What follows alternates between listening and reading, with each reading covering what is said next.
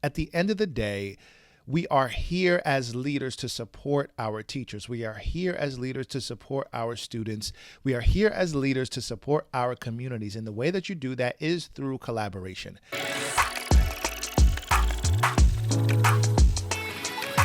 What's going on, aspiring school leader? I am Dr. Donovan Smalls II, and welcome to Beyond the Classroom. I help aspiring school leaders land their first leadership role, navigate complex dynamics, enhance communication skills, and drive instructional excellence. I know you're enjoying this episode, but I wanted to let you know about my latest book, Beyond the Classroom, helping aspiring school leaders navigate interpersonal and organizational complexities for greater instructional impact. Now, this book is going to help you navigate the learning curve as you transition from being a classroom teacher to a school leader, manage your busy schedule and reclaim your time to effectively be an instructional leader, take a holistic approach towards school leadership, and increase your instructional impact by fostering a school culture of feedback and coaching.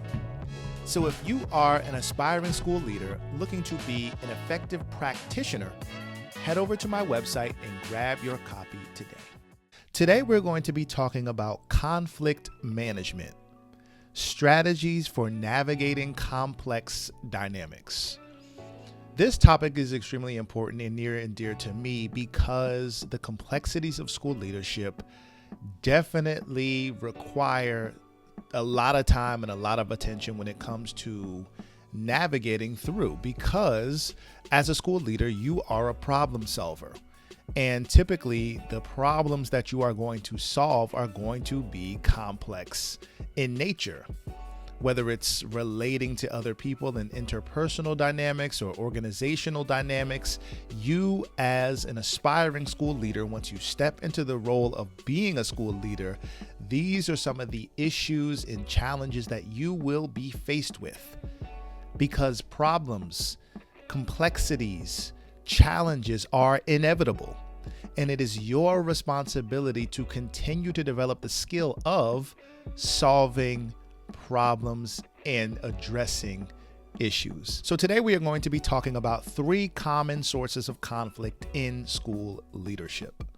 And our first source is differing perspectives on instructional approaches. Now, you as an aspiring school leader, you step into the role of being a school leader, you've landed your first school leadership position.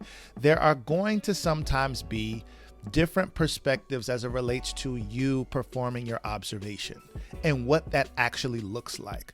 How are you gathering the information that you need to make an objective evaluation about the teacher's performance? There are going to be different approaches when it comes to that. And so you might deal with some sort of conflict or pushback as it relates to the evaluation that you have given, that you have conducted. It happens. And what do you do when you experience this type of conflict? Well, sometimes it is going to require you to be self-reflective in your approach and your evaluation process. Did you capture everything that you needed to capture to make an objective evaluation? Did you consider the pre-observation conference and what the teacher said in terms of prior knowledge that the students know? Did you take into consideration the debrief or the post-observation conference that allows you to dialogue about specific things so that you can ask questions to gain clarity?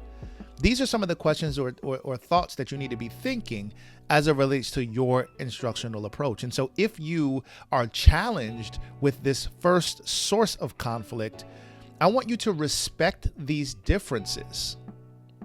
Respect the different approaches while finding common ground for collaboration. At the end of the day, we are here as leaders to support our teachers. We are here as leaders to support our students. We are here as leaders to support our communities. And the way that you do that is through collaboration.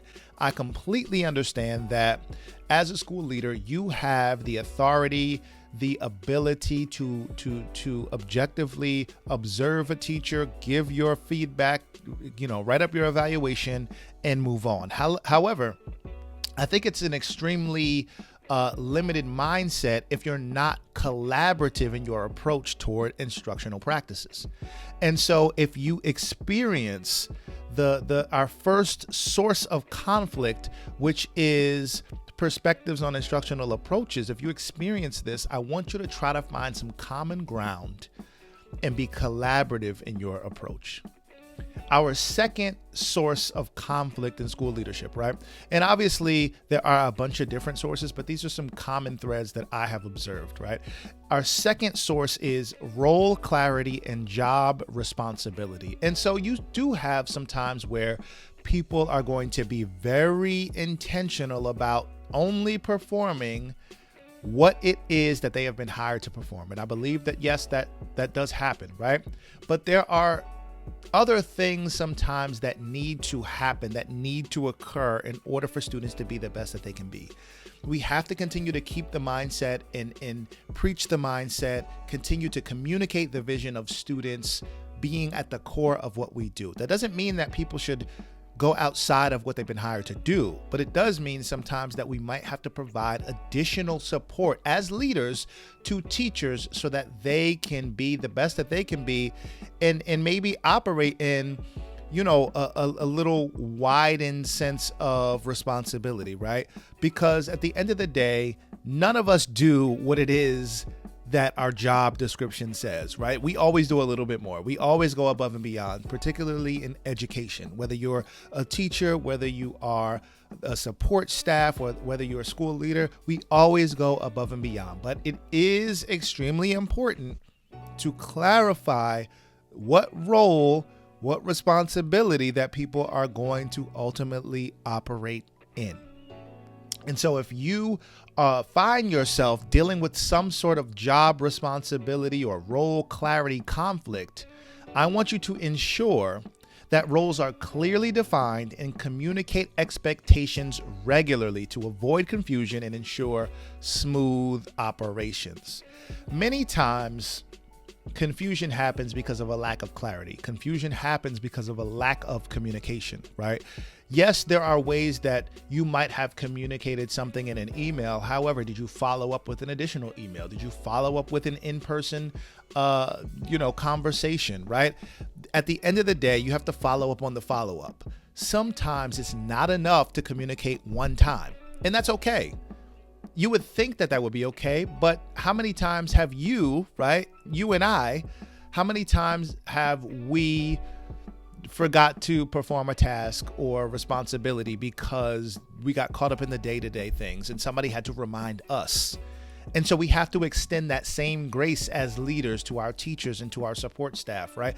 If we want to ensure that students are being the best that they can be, if we want to make sure that we are constantly supporting our teachers, we have to give grace. I know you're enjoying this episode, but I wanted to let you know about my latest book, Beyond the Classroom, helping aspiring school leaders navigate interpersonal and organizational complexities for greater instructional impact. Now, this book is going to help you navigate the learning curve as you transition from being a classroom teacher to a school leader, manage your busy schedule and reclaim your time to effectively be an instructional leader, take a holistic approach towards school leadership, and increase your instructional impact by fostering a school culture of feedback and coaching.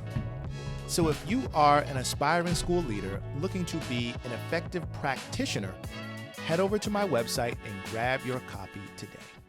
And then our third common source of conflict in school leadership is balancing accountability and support. Now, many times as school leaders, we will roll out an initiative. We are eager to hold people accountable. We are holding the expectations high, but we have to make sure that our level of support is at the same level of expectation. We cannot just say, here's what we're going to do, without providing equal or if not more levels of support than needed. So to avoid, or one solution to making sure that we are balancing accountability and support, is to have regular check-ins. Put it on the calendar. Make sure you send the Google invite so everyone knows, and then you might even have to follow up with an additional email as a reminder. people are busy. You are busy. You might forget to go to a meeting, right? And so if you truly want to offer the levels of support that people need, you are going to have to follow up. You are going to have to follow through. And the way that you do that is by creating opportunities for regular check-ins. And it doesn't always have to be formal. You can pop in to a teacher's classroom, have a quick conversation, check in on them. But again, the importance is that you are offering the level of support that is equal to the level of accountability that you want to hold people to. So today we went over 3 common sources of conflict in school leadership. Number 1 was differing perspectives on instructional approaches. Number 2 is role clarity and job responsibilities. And number 3 was balancing accountability and support. Before we go, I'd love to hear, what challenges do you think that you'll have to address once you step into your first school leadership role? Be sure to share your thoughts in the comment section. I hope you've enjoyed this video, and if you did, share it with somebody else. I hope you have a great week of teaching, leading, and learning. Take care.